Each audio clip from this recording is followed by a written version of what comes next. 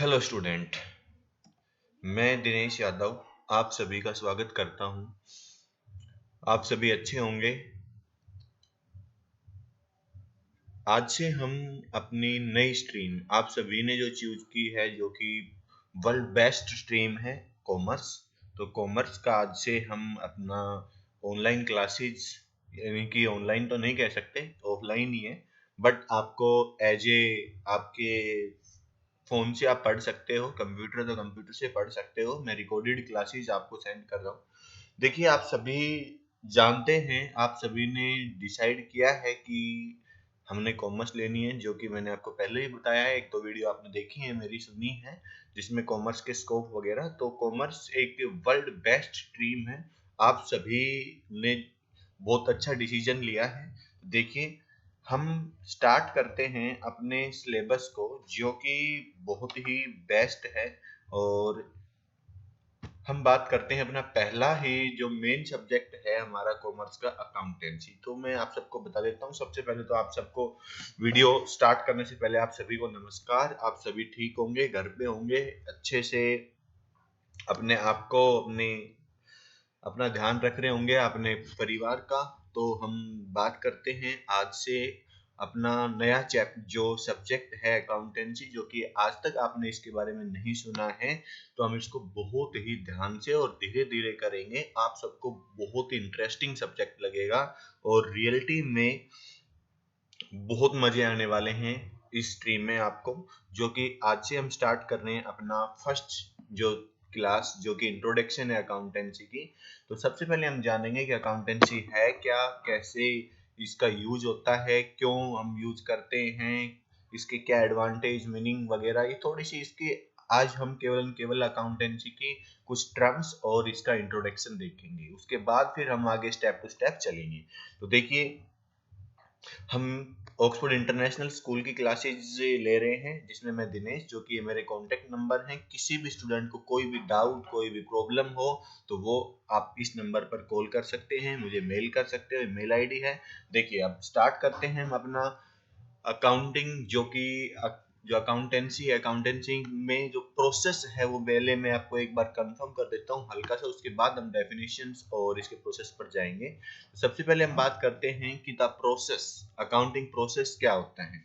Accounting process का मतलब होता है कि कोई भी पर्सन जो है वो डिसीजन लेता है, डिसीजन के बाद वो एक्शन लेता है किसका, इकोनॉमिक इवेंट का, और फिर अकाउंटिंग प्रोसीजर करता है उसमें, वो फिर उसको कम्युनिकेट कर देता है। तो accounting link decisions makers with the economic activities and with the result of their decisions. कहने का मतलब क्या हुआ बेटा, कि जब भी हम अपना कोई डिसीजंस होता है, तो उस डिसीजंस को, अगर वो डिसीजन आपके इकोनॉमिक एक्टिविटीज है, तो मैं आपको डिटेल में समझाऊंगा इकोनॉमिक एक्टिविटीज क्या होती हैं, डिसीजंस क्या होते हैं, क्या रिजल्ट निकलता है। उन डिसीजंस मेकर्स को हम एक लिंक के रूप में देखते हैं कि उनकी अकाउंटिंग की जाती है, उनकी रिकॉर्डिंग की जाती है। बस इतना ही है। अब हम आगे चलते हैं। इस जो ये आपने पिक्चर देखी है, इस पिक्चर को डिटेल में समझेंगे। कम्युनिकेटिंग अकाउंटिंग इंफॉर्मेशन क्या होती है, इकोनॉमिक इवेंट क्या होते हैं, डिसीजन मेकर्स कौन होते हैं, इंटरनल और एक्सटर्नल यूजर कौन होंगे, और अकाउंटिंग प्रोसेस क्या होगा। तो सबसे पहले हम बात करते हैं। देखिए कि सबसे पहले मैं इसके डेफिनेशंस को एक बार बता देता हूँ। डेफिनेशंस के बाद हम बात करेंगे कि इसके प्रोसीजर्स की, कि किस तरह हम इसको लागू कर सकते हैं। तो सबसे पहले हम बात करते हैं कि the system of recording and summarising business. अब बहुत इंपॉर्टेंट वर्ड आया है, बिजनेस। कि बिजनेस को हम समराइजिंग करेंगे, रिकॉर्डिंग करेंगे, एंड फाइनेंशियल ट्रांजेक्शन्स, एक और नई ट्रांजेक्शन वर्ड आ गया हमारे पास। क्योंकि आप सब जानते हैं, आई होप आपको इसमें कुछ नहीं पता होगा, कोई वर्ड नहीं होता होगा, क्योंकि आपने कॉमर्स और अकाउंटिंग की एबीसीडी भी नहीं पढ़ी है। तो जाहिर सी बात है कि हर एक वर्ड्स का मतलब मैं बताता चलूंगा। तो आप सब ने ध्यान से, इत्मीनान से इस वीडियो को देखना है। उसके बाद आप क्या करोगे, आगे इसको पढ़ोगे और आगे का जो प्रोसीजर्स होगा वो देखेंगे। देखिए, सबसे पहले the system of recording. Recording का मतलब आप सब जानते हो कि रिकॉर्ड करना, राइट करना या रिकॉर्ड करना। कोई भी कुछ भी है उसको रिकॉर्ड करते हैं। कहते हैं ना कि भाई किसी की वॉइस रिकॉर्ड करना, या फिर आप रिकॉर्ड करो, राइट करो, उसको नोट करो। तो नोट करने के बाद उसको समराइजिंग किया जाता है। समराइजिंग आप सबको अच्छे से पता है कि समराइजिंग क्या होती है, कि उसको एक शॉर्ट फॉर्म में लिखना। Summarising business and financial character. तो बिजनेस क्या होता है कि कोई भी ऐसी एक्टिविटीज जो कि अगर हम बात करें प्रॉफिट मोटिव के लिए की जाती है, कोई भी एक्टिविटीज, तो वो बिजनेस कहलाती है। बिजनेस में अगले जो वीडियो बनेगी वो बिजनेस स्टडीज की बनेगी, जो आपका अब सब्जेक्ट रहेगा, उसमें बिजनेस को मैं कंप्लीटली अच्छे से एक्सप्लेन करवाऊंगा। And financial transaction. Financial transaction का मतलब होता है बेटा जो भी ट्रांजेक्शन, जो भी वर्क, जो भी काम जिसको हम मनी में कन्वर्ट करते हैं और उस वर्क को हम रिकॉर्ड करते हैं, तो उसको ट्रांजेक्शन्स बोलते हैं। यानी कि उस इवेंट को, जो भी है, जो भी हम काम करते हैं जिसको मनी में कन्वर्ट करते हैं, उसी को फाइनेंशियल ट्रांजेक्शन बोलते हैं।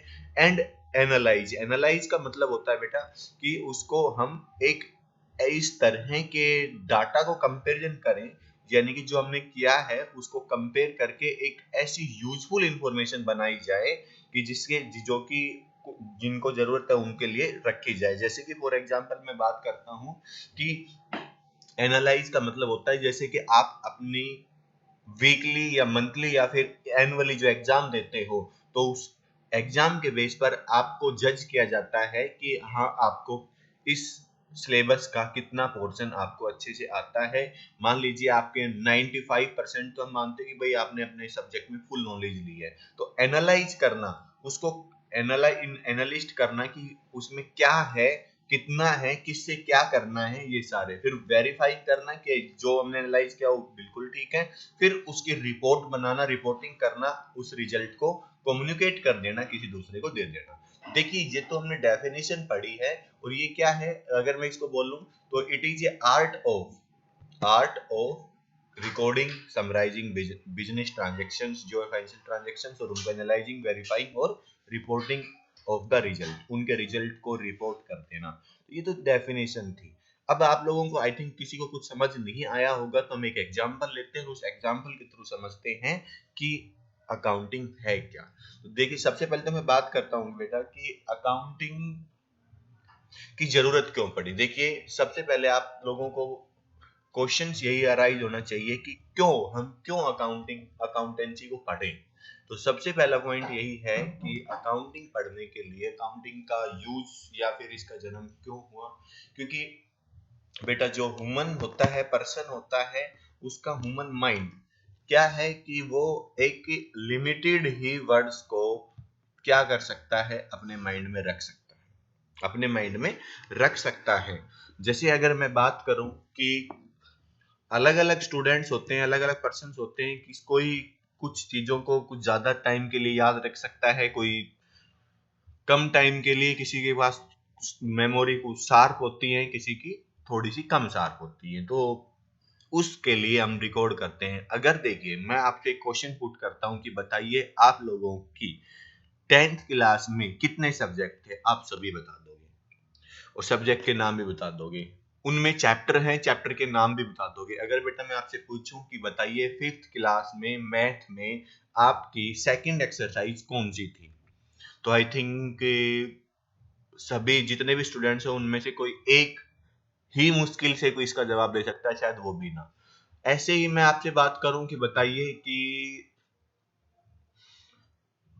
26 जनवरी, या फिर ये तो एक वो हो गया, अगर मैं बात करूं कि 30 जनवरी 2018 को बताइए आपने क्या किया, तो आप नहीं बता पाओगे। तो ऐसे ही बेटा कि बिजनेस में जब अगर हम बिजनेस की बात करते हैं, बिजनेस में, तो बिजनेस की जब हम बात करते हैं, तो बिजनेस में पर डे हजारों लाखों ट्रांजेक्शन होती है और वो डेली होती रहती हैं। तो आप बताइए आप कितने का ध्यान रख पाओगे। तो इसलिए हमारे पास अकाउंटिंग स्टार्ट होती है कि अकाउंटिंग जो है वो हमें इस चीज को ध्यान दिलाती है कि हमने जो काम किया उसको एक सिस्टमेटिक वे से रिकॉर्ड किया है। आप सबको समझ आया होगा। अब आप बात करते होगे सर कुछ इतना समझ नहीं आया, पर लेकिन थोड़ा सा ये तो पता चल गया है कि भाई ह्यूमन माइंड जो है वो गलती करता है या भूलता रहता है, तो भूले ना इसलिए हम रिकॉर्ड कर लेंगे, नोट कर लेंगे। तो किस चीज को नोट करेंगे, तो आप देखिए बेटा, सभी हम एक छोटा सा एग्जांपल लेते समझते हैं। आप सभी अपने माइंड में एक कोई भी बिजनेस डिसाइड करते कि आप किस चीज का बिजनेस करना चाहते हो। जो भी बिजनेस करना चाहते हो, जो भी काम एक्टिविटीज करना चाहते हो, उस एक्टिविटीज के को माइंड में अज्यूम करिए। अज्यूम करिए, मान लीजिए मैंने अज्यूम कर लिया। देखिए, मैं आपको एक छोटा सा एग्जांपल देता हूँ कि ये आपके पास क्या है, आपका जहां पर आप रहते हो, आपका शहर, आपका कस्बा या फिर आपका मोहल्ला या आपका गांव है। यहाँ पर मान लीजिए मैं बात करता हूँ कि यहाँ पर 100 फैमिलीज रहती हैं और हर फैमिली में 4-4 5-5 मेंबर, किसी में ज्यादा किसी में एवरेजली मैं बात करता हूँ कि ये एक छोटा सा आपका जो आप जहाँ पर रहते हो आसपास सारे 100 के लगभग घर हैं। ये अपने डेली रूटीन की एक्टिविटीज को करने के लिए क्या करते हैं, ये यहाँ से लगभग 15 किलोमीटर दूर शहर जाते हैं और शहर से मान लीजिए ये आपका शहर से डेली रूटीन की वस्तुओं को खरीदते हैं। जो कि ये शहर है, यहाँ पे मार्केट है और मार्केट से सामान खरीद के लाते हैं। तो इसमें से डेली रूटीन में हर 5-7 घरों में से एक घर वाला डेली जाता है और कुछ सामान लेकर आता है। ऐसे ही अगर हम 100 बात करें तो लगभग 20 से 30% डेली, हर डे, पर डे क्या करते हैं, सामान लेने मार्केट जाते हैं। और ये मान लीजिए आपका 15 किलोमीटर दूर है, 15 किलोमीटर दूर है। अब आपने डिसाइड किया कि यार सभी इतनी दूर जाते हैं, यहाँ पर लगभग 3 से 4 घंटे का टाइम भी लगता है, जाते भी हैं, सामान खरीदते भी, लेके भी आते हैं, और वो इसके लिए ट्रांसपोर्ट भी यूज कर रहे हैं, कुछ चार्जेस भी दे रहे हैं। तो आप एक इंटेलिजेंट थे, आपने देखा, आप पढ़े लिखे थे, आपने देखा यार ये एक प्रॉब्लम है, इस प्रॉब्लम का सॉल्यूशन किया जाए। तो आपने यहीं पर ही अपने यहाँ पर एक छोटी सी क्या बना लिया, एक स्टोर ओपन किया। और स्टोर ओपन किया, आपने क्या किया कि आप बल्क में सामान उठा के लाने लग गए। और इसमें आपका जो ये स्टोर है, मैं बना रहा हूँ थोड़ा सा बड़ा सा, ये आपका स्टोर है। और इस स्टोर में आपने अपने यहाँ पर आप बैठे हो और यहाँ पर आपने क्या किया, यहाँ से सामान लाए और यहाँ पर आपने रख दिए। यहाँ पर सेक्शन बना लिया आपने, जैसे कि आप देखते हो अपने आसपास की जो शॉप्स हैं उनमें। तो आपने यहाँ पर जो कि डेली रूटीन के सामान को रख लिया, जो कि आपके कंज्यूमेबल आइटम्स होते हैं जो यूज करते हैं घरों में। तो डेली यानी कि यहाँ पर राशन का सामान रख दिया आपने। यहाँ पर आपने पर्सनल केयर के जो शैम्पू साबुन की बात करते हैं, यहाँ पर आपने बच्चों के लिए खाने पीने का सामान, बिस्किट वगैरह रख दिए। यहाँ पर कुछ ऑयल वगैरह या फिर जो हम और बात करते हैं कुछ और इक्विपमेंट रख लिए। यहाँ पर आपने कोल्ड ड्रिंक्स वगैरह, ये सारी चीजें आपने अपने दुकान को डेकोरेट कर लिया। और आपने अनाउंस करवा दिया कि भाई जो वहां जाते हैं उसी रेट में, लगभग उसी रेट में या फिर उसके 2-4% ज्यादा में आपको ये सामान मिल जाएगा। आपने इनको समझा दिया कि भाई आप यहाँ जाते हो 3-4 घंटे यूज करते हो और कुछ पैसे भी ज्यादा जो भी खर्च होते हैं, तो इतने ही पैसे में आप यहाँ से सामान ले सकते हो, आपका टाइम भी बचेगा और आपके जो पैसा है वो भी बचेगा। तो इस ये आपने स्टार्ट किया। अब आपने देखा कि यहाँ पर आपके सभी, आपके गांव में सब आपको जानते थे और आप भी उनको अच्छे से जानते हो। तो आप बताइए बेटा कि आप उनको सामान बेचोगे तो जरूरी नहीं है कि एक कस्टमर एक बार आया और फिर वो सामान लेके चला गया। हो सकता है वो दिन में 2 बार आए, 3 बार आए, और कई बार उनके पास पैसे नहीं होते तो आप उधार में भी सामान देते हो। तो मान लीजिए स्टार्टिंग में पहले दिन आपके पास 5 कस्टमर आए, तो उन 5 कस्टमर्स ने आपसे सामान लिया, जिसमें से 2 ने आपको पैसे नहीं दिए, उन्होंने कहा कि भाई हम आपको बाद में दे देंगे। तो आपको याद रहा। ऐसे ही धीरे धीरे धीरे धीरे पूरे सारा का सारा जो आपका जगह थी, 100 के 100 घर थे, 100 के 100, वो सभी आपसे सामान लेने लगे। उसमें से लगभग 60 to 70 जो फैमिलीज थी वो आपसे उधार में सामान लेने लगी। कभी वो पर डे, कभी 1 पर्सन आता, कभी एक से ज्यादा आदमी आते आपके पास हर घर से, या फिर वो दिन में एक से ज्यादा बार भी आते।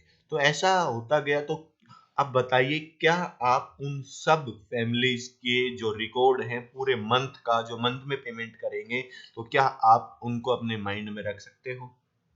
तो आई होप सभी को ये समझ आ रहा होगा और आप कहोगे कि नहीं सर, हम तो नहीं रख सकते इतना।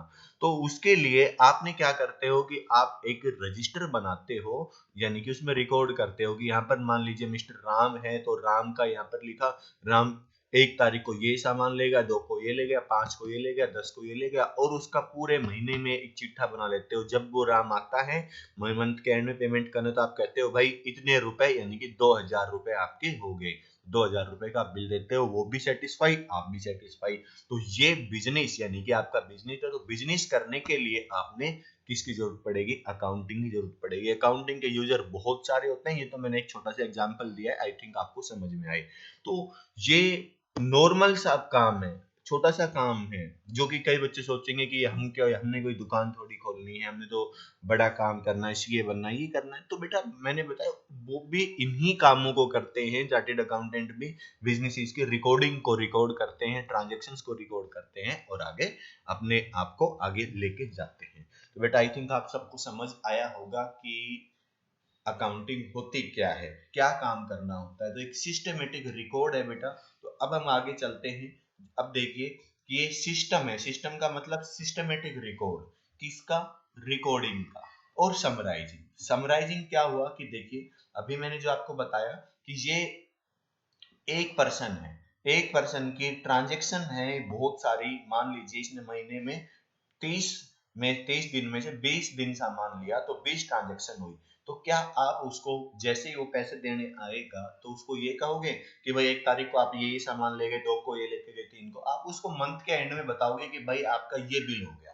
अगर वो कुछ पूछता है कि भाई कैसे हो गया, तो आप उसको एक्सप्लेन करोगे, नहीं तो आपने केवल केवल उसका टोटलिंग अमाउंट बता देना है।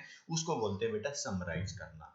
ठीक है, तो समराइजिंग हो गई, समरी हो गई। फिर जो कि ये मनी से कन्वर्ट था तो इसलिए फाइनेंशियल करेक्टर। फिर एनालाइज करोगे, एनालाइज क्या करोगे कि भाई आपने इस पूरे महीने में इन लोगों को कितने रुपए का सामान बेचा और आपने कितने का खरीदा था।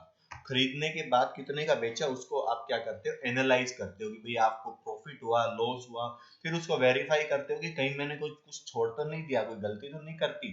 फिर उसको एक रिपोर्ट बनाते हो और वो अपने पास रखते हो उस रिजल्ट को, और किसी को चाहिए उसको बता देते हो। यानी कि ये छोटा काम था, बड़े काम में कंपनीज वगैरह में बना के हमने उनके ओनर्स को उस रिजल्ट को कम्युनिकेट यानी कि किया जाता है, ट्रांसफर किया जाता है। तो आई थिंक आप सभी को मीनिंग समझ में आया होगा कि अकाउंटिंग होती क्या है।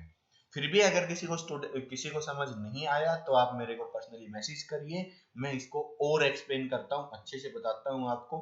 क्योंकि आप फर्स्ट टाइम देख रहे हो और अगर क्लास में सामने होते तो और बेटर यहीं पर ही क्लियर हो जाता। फिर भी आप कोशिश करना कि अगर समझ नहीं आए तो मुझे डायरेक्टली बोलना, मैं आपके लिए और वीडियो बनाऊंगा, या फिर हम फोन पर भी कन्वर्सेशन कर सकते हैं, वीडियो कॉल कर सकते हैं। आप अगर आपके पास जो नेटवर्क सिस्टम है वो अच्छा है, यानी कि जो आपके फोन का जो नेटवर्क है वो अच्छा है, तो हम लाइव क्लास भी ले सकते हैं, जो कि जूम ऐप से डाउनलोड करके मैं आपको बताऊंगा। तो पहले आप ये वीडियो देखिए, वीडियो देखने के बाद आपको अगर लगता है कि हाँ समझ आ रहा है या कोई डाउट है, समझ नहीं आ रहा, तो हम उस प्रोसीजर पर चलेंगे। क्योंकि वो क्या है कि उसमें कुछ ही बच्चे जुड़ पाते हैं, कुछ स्टूडेंट, और जो कि वो कई बार नेटवर्क फेल भी हो जाता है। क्योंकि हम कई बार ये लाइव क्लासेस लेते हैं तो उसमें टेक्निकल प्रॉब्लम ज्यादा आ जाती हैं, तो उसमें मजे नहीं आते, तो इसलिए ये रिकॉर्डिंग क्लासेस चल रही है। देखिए बेटा, अब हम आगे बढ़ते हैं। अब इसमें थोड़ा सा देखते हैं कि ये है क्या।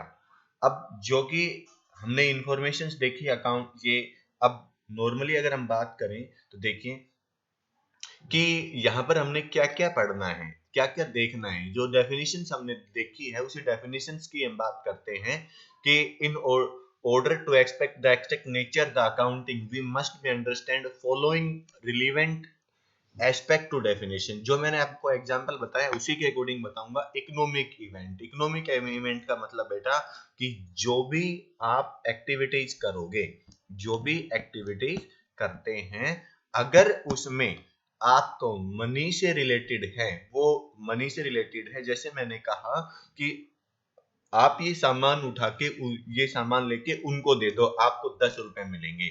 तो जहां पर मनी कन्वर्ट है तो वो क्या है? वो इकोनॉमिक इवेंट, इकोनॉमिक एक्टिविटीज है बेटा। तो देखिए अगर मैंने कहा कि बेटा इस जो ये बुजुर्ग आदमी है, कोई बुजुर्ग आदमी ने कहा कि बेटा मुझे रोड क्रॉस करवा दो, तो रोड क्रॉस करवाने के बाद आप उससे पैसे नहीं मांग सकते, क्योंकि आप उसकी मदद कर रहे हो, हेल्प कर रहे हो, सोशल, जो कि आप जैसे सोशल सोसाइटी के लिए आप उनको, उस बुजुर्ग आदमी को अपने एथिक्स के अकॉर्डिंग हेल्प कर रहे हैं। तो वो एक इकोनॉमिक एक्टिविटीज नहीं है। इकोनॉमिक एक्टिविटीज हो जाए जिससे आपको जो आप काम करते हो उस काम के बदले आपको कुछ ना कुछ मिलता है, जिसको आप मनी में मेजर कर सकते हो, उस एक्टिविटीज को, उस काम को, उस प्रोडक्ट को, जो कि मनी में मेजर किया जा सकता है, वो इकोनॉमिक इवेंट होता है। उसके बाद हम बात करेंगे कि identification, measurement, recording, communicate communication. देखिए सबसे पहले तो बेटा हम बात करते हैं, जो हमने इस चैप्टर में पढ़ना है, कि हम देखेंगे कि हमने जो भी बिजनेस स्टार्ट किया है उस बिजनेस में हम कोई भी काम कर रहे हैं उसको आइडेंटिफाई करेंगे कि क्या ये हमारे बिजनेस से रिलेटेड है। बिजनेस से रिलेटेड है तो वो आपने इंट्रोडक्ट उसको जान लिया है। फिर उसके बाद देखेंगे क्या ये इकोनॉमिक एक्टिविटीज है या फिर डायरेक्टली कोई ऐसा काम है। फिर उसको मेजरमेंट करेंगे कि क्या इसको कितने रुपए में, कितने पैसे में हम इसको कन्वर्ट कर सकते हैं। कन्वर्ट हो जाएगा उसके बाद हम क्या करेंगे, उसको रिकॉर्ड करेंगे बेटा। और रिकॉर्ड करने के बाद हम कम्युनिकेट यानी कि जिससे रिलेटेड है उसको हम वो इन्फॉर्मेशन भेज देंगे कि भाई आपका इतने का बिल हो गया, आपका इतना काम हुआ, इतना ये हुआ, ये हम भेज देंगे। फिर हम बात करते हैं ऑर्गेनाइजेशन। तो ऑर्गेनाइजेशन क्या है, इन सबको करने के लिए हमें एक ऑर्गेनाइजेशन यानी कि एक जगह की जरूरत पड़ती है। एक कोई बिजनेस है, उसी बिजनेस को हम ऑर्गेनाइजेशन बोलते हैं। उस ऑर्गेनाइजेशन में ही ये सारे के सारे काम होते हैं और उसमें फिर कुछ यूजर होते हैं जो कि इंटरेस्टेड यूजर्स इस इंफॉर्मेशन को लेते हैं। तो इसी चीज को हम क्या करते हैं, एक्सप्लेन करेंगे आगे। देखिए डायरेक्टली पहले मैं बात करता हूं कि आई थिंक आप सब समझ में आया होगा कि अकाउंटिंग है क्या, हमें करना क्या होगा। तो करना जो है वो तो आगे बताऊंगा, लेकिन आप सबको थोड़ा बहुत समझ में जरूर आया होगा कि भाई हम क्या पढ़ रहे हैं, क्या कर रहे हैं। देखिए नेक्स्ट, अब मैं बात करता हूं कि भाई अकाउंटिंग की जो हिस्ट्री और डेवलपमेंट कैसे हुआ, थोड़ा सा जान लेते हैं। ये थोड़ा बोरिंग रहेगा, फिर भी मैं आपको थोड़ा बता देता हूं। तो जिसको भी लगता है कि भाई ये बोरिंग सा है तो आप इसको हल्का सा समझिए और देखिए, क्योंकि ये बहुत यानी कि एग्जाम के पॉइंट ऑफ व्यू से इंपॉर्टेंट नहीं है, लेकिन इंटरेस्ट के लिए इंपॉर्टेंट है कि आप जानो कि ये कब शुरू हुआ था, कैसे क्या आया। तो वो चीजें तो मैं एक बार इसको थोड़ा सा एक्सप्लेन कर देता हूँ शॉर्टली, जल्दी सी।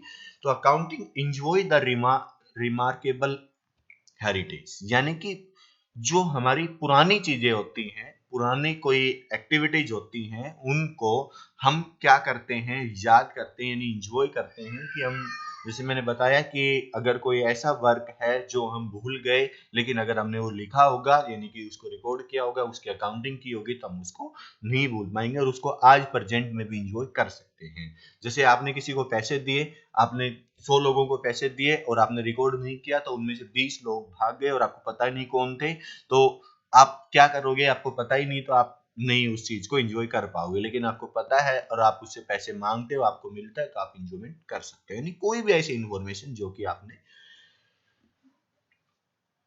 रिकॉर्ड की हो। देखिए next, the history of accounting is old age civilisation, यानी कि अगर हम बात करें कि ये काफी पुरानी है, इसको इसके हिस्ट्री एक बहुत ही पुरानी सिविलाइजेशन है, यानी कि एक सिविल की बातें हैं।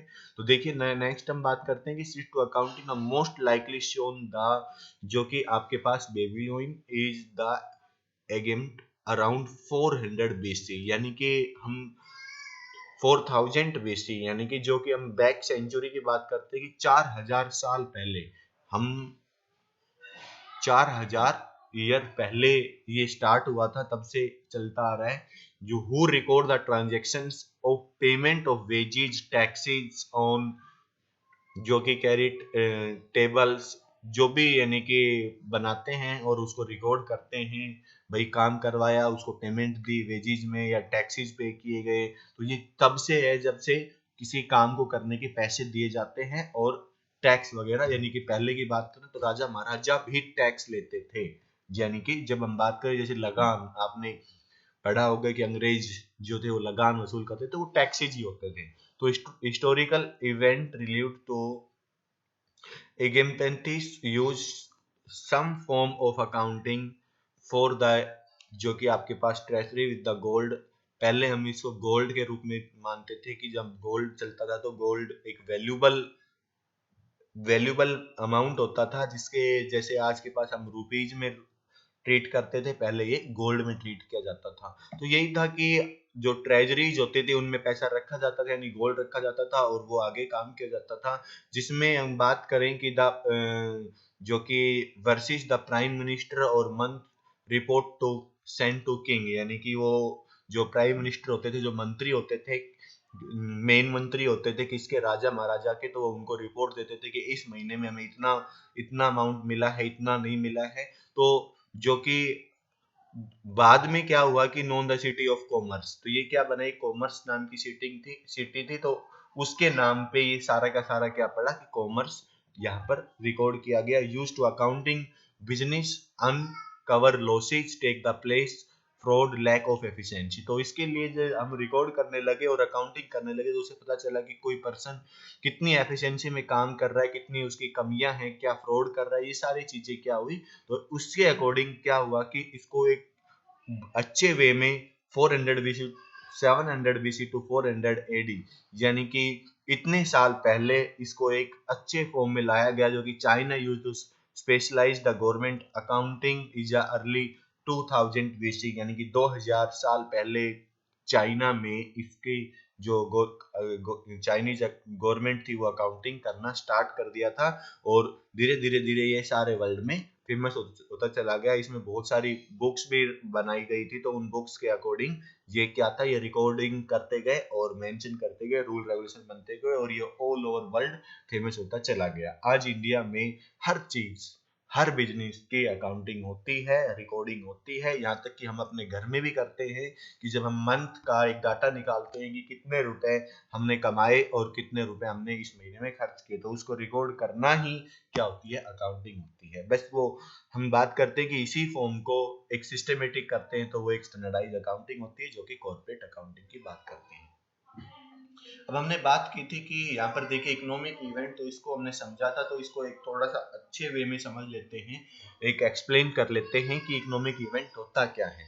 मैंने आपको बताया कि business organisation involve the economic event, यानी कि बिजनेस का काम ही क्या होता है कि वो पैसे से रिलेटेड एक्टिविटीज करते रहते हैं। Economic events no to happening to consequence the business organisations which the consist transactions where the measurable monetary terms, monetary का मतलब ही होता है मनी, मनी टर्म्स में वो मेजर की जा सके।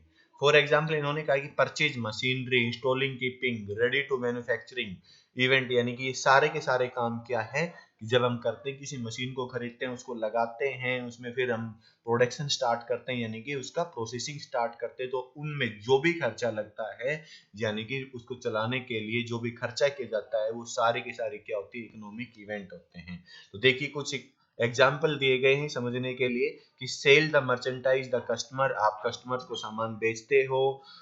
Rendering to service customers, ABC limited, अगर हम बात करें कि कोई कंपनी है, जैसे कि हम बात करते हैं रिलायंस कंपनी है, जियो है, जो कि आप लोगों को कम्युनिकेशन यानी कि जो नेटवर्क की सुविधा देती है और आपको, आप अपने साथियों से या किसी से भी आपस में बात कर सकते हो। जिस फोन का यूज कर रहे हो वो भी एक सर्विस ही है, जिसमें आप डाटा पैक डलवाते हो, यूज करते हो, उस फोन है वो आपके लिए एक प्रोडक्ट है। तो purchase of material for the supplier, supplier से आप रॉ मटेरियल खरीदते हो, कच्चा सामान खरीदते हो। Payment the monthly rent to landlord, तो उसके लिए आप क्या करते हो, रेंट पे करते हो, लैंडलॉर्ड के लिए पेमेंट पे करते हो।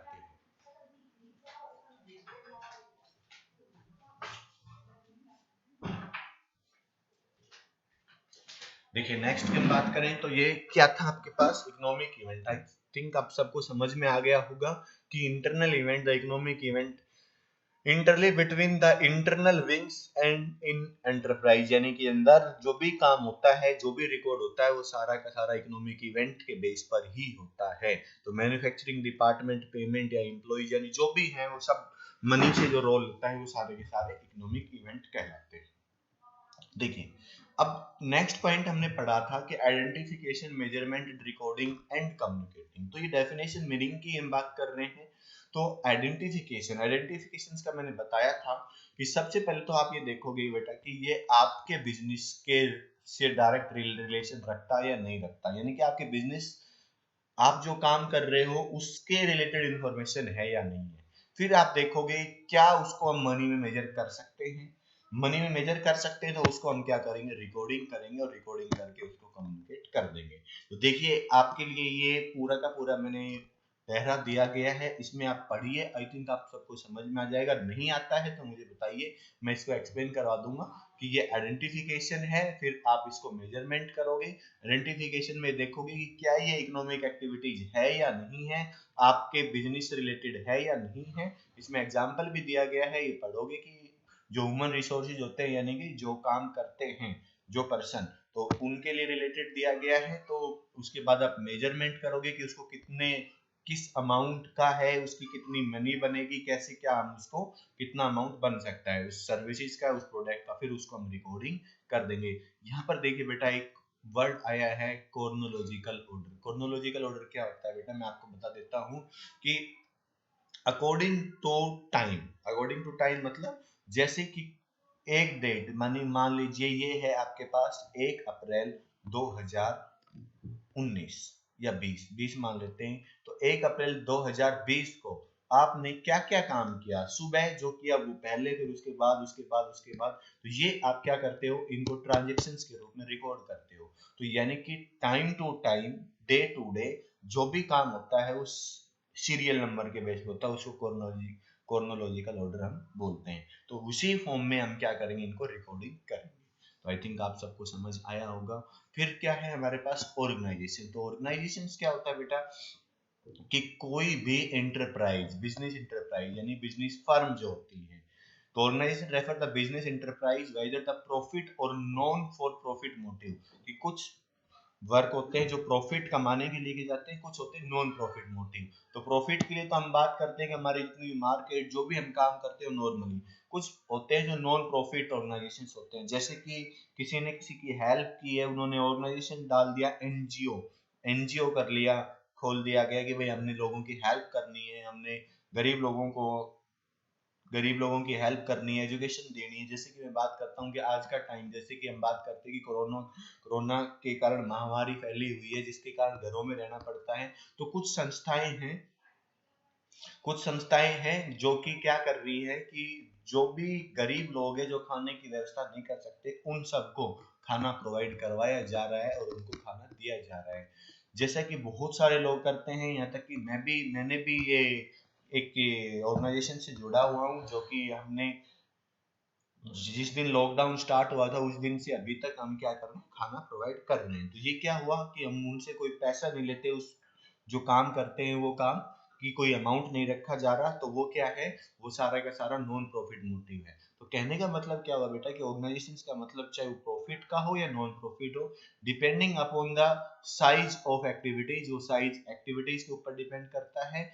ऑपरेशंस उसकी, मान लीजिए हम इनको डिटेल में पढ़ेंगे बेटा, सोल प्रोप्राइटरशिप क्या है, partnership firm, cooperative society, company, local authority, municipal corporations, any association of person. देखिए यहाँ पर बेटा 7 पॉइंट्स दिए गए हैं, जो कि हम अगली क्लास जो बिजनेस स्टडी के अगले सब्जेक्ट के बनाएंगे, उसमें मैं इनको डिटेल में समझाऊंगा कि सोल प्रोप्राइटरशिप क्या होती है, पार्टनरशिप क्या होती है, कोऑपरेटिव सोसाइटी क्या होती है, कंपनी क्या होती है, लोकल अथॉरिटी।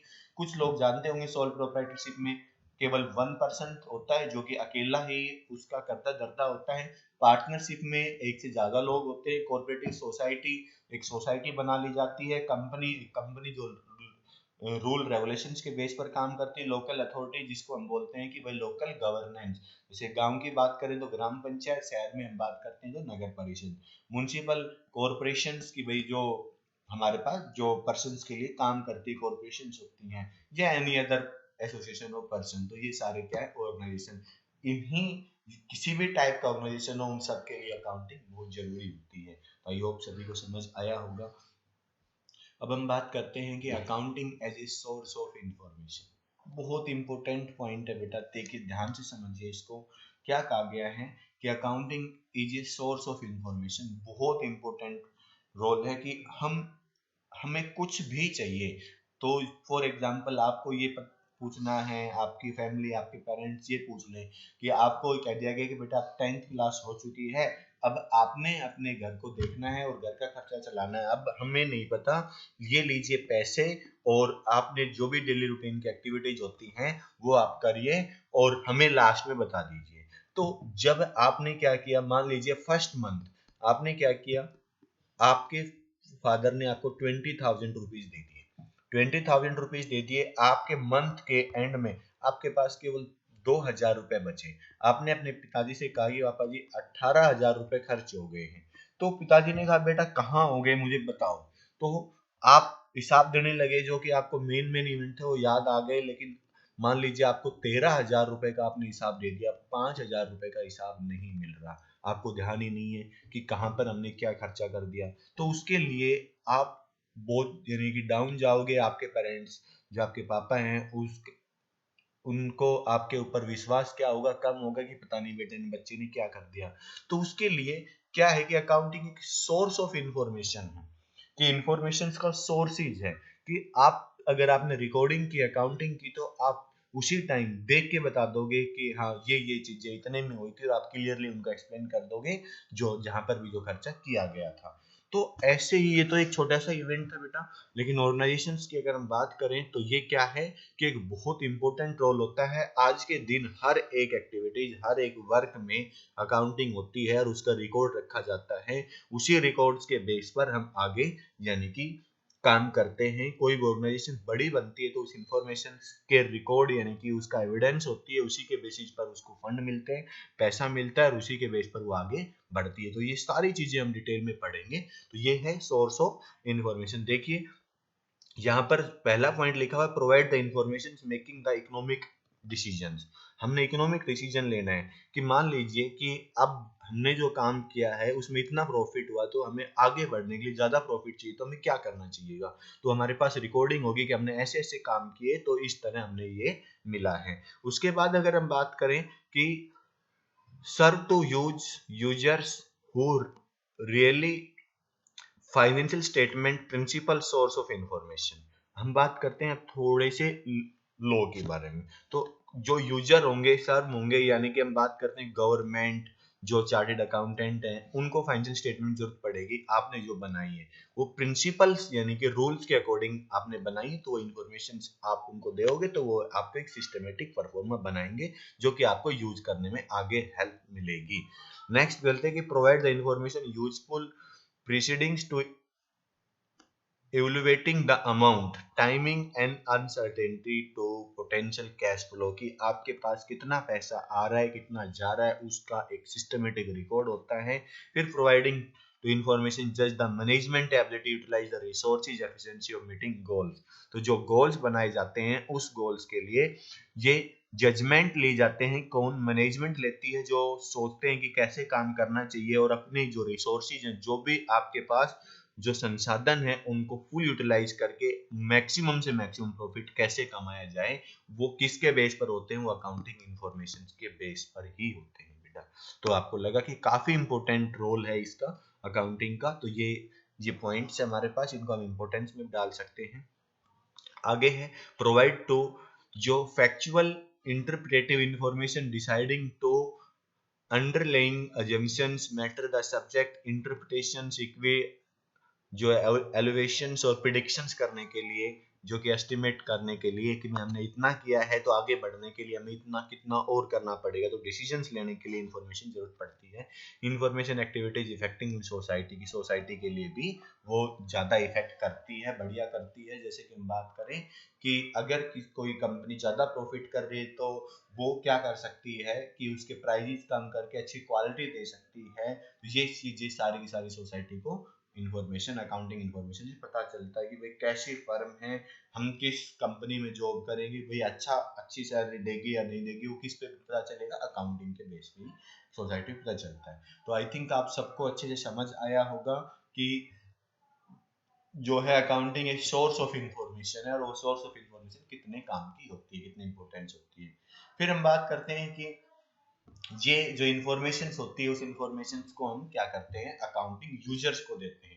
यूजर्स कौन होंगे, तो यूजर्स को जानने से पहले हम क्या करेंगे कि इसकी कुछ एक्टिविटीज जानेंगे, उनमें हम देखेंगे रोल ऑफ अकाउंटिंग। हम आई थिंक पढ़ चुके हैं कि कितना इंपॉर्टेंट रोल है, फिर भी मैं आपको बता देता हूँ कि बेटा बहुत इंपॉर्टेंट रोल है। हम कोई भी एक्टिविटीज करते हैं तो उसमें मेजरमेंट, क्लासिफिकेशन लीगल फॉर्मेंसी के लिए कलेक्ट जो सिस्टम होता है हमारा अकाउंटिंग इंफॉर्मेशन होता है उसके अकॉर्डिंग हम क्या बनाते हैं, अपने अकाउंट्स बनाते हैं और अकाउंटिंग इंफॉर्मेशन को आगे सेंड करते हैं। अब हम बात करेंगे बेटा कि कुछ जो अकाउंटिंग की एबीसीडी की, यानी कि उसमें क्या क्या वर्ड्स यूज होंगे, क्या क्या ट्रांजेक्शन यूज होंगे।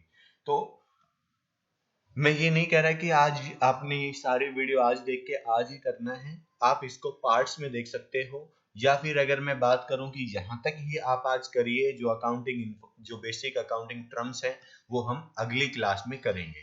तो आज के लिए आप बस इतना ही देखिए, जो हमने डेफिनेशन देखी, इसका मीनिंग देखा, इंट्रोडक्शन देखा है कि क्या रोल होता है, इसके बाद हम देखेंगे कि इसकी अकाउंटिंग जो बेसिक टर्म्स क्या होंगे, यानी कि अकाउंटिंग के वर्ड्स क्या होंगे, जिसकी एबीसीडी क्या होती है, कि हम अकाउंटिंग में कौन कौन से वर्ड यूज करेंगे, उनका क्या मतलब है, क्या रोल है, वो सारी चीजें हम देखेंगे। यानी कि हम देखते हैं कि भाई हमारा घर का नाम अलग होता है और बाहर का अलग होता है, यानी कि तो उस चीज में कई बार हम कंफ्यूज होते हैं कि भाई इसका तो ये नाम था तो ये क्यों बोला जा रहा, तो उसका घर का होता है। इसीलिए हम किसी चीज को जानते कुछ है लेकिन उसको एक जो सिस्टमेटिक वे से क्या बोला जाता है वो हम सीखेंगे यहाँ पर, इसकी अकाउंटिंग जो बेसिक टर्म्स है। तो ये लगभग 20 to 30 टर्म्स है, इन सबको हम देखेंगे किसको हम क्या बोलेंगे।